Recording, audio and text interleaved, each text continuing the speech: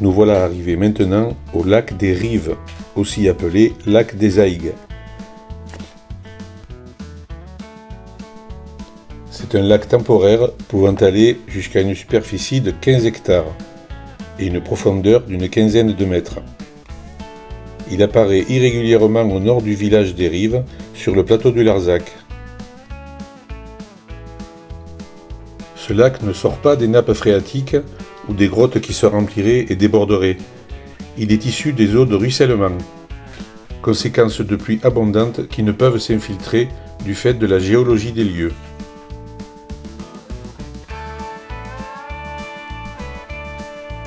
Des études réalisées par le professeur Paul Ambert du CNRS décrit une vaste cuvette de plusieurs dizaines d'hectares colmatée par un mélange de dolomite qui s'érode en un sable fin mélangé avec de l'argile.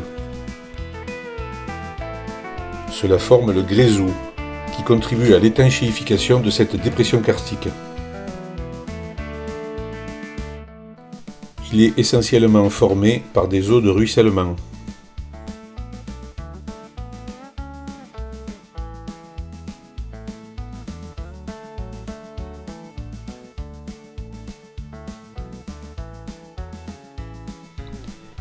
L'eau disparaît ensuite essentiellement par évaporation, et si des précipitations viennent régulièrement la compenser, avant que le lac ne se vide totalement, il peut perdurer pendant plusieurs mois, voire plusieurs années.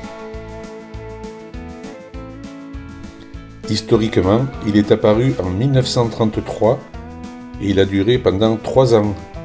En 1956, il n'a duré que 6 mois. En 1963, il n'a duré qu'1 an.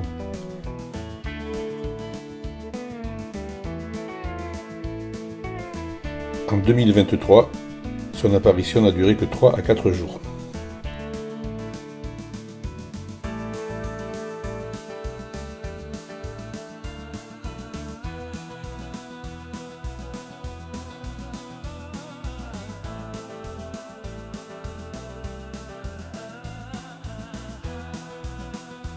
Au bout de quelques jours, des petits crustacés apparaissent dans le lac. Ils ont la capacité de renaître dans un milieu saturé d'humidité. Lorsque le lac se vide, cet animal peut végéter pendant des dizaines, voire des centaines d'années jusqu'à la prochaine apparition du lac. Certains batraciens, comme les grenouilles et les tritons, font également leur apparition lorsque le lac est en eau.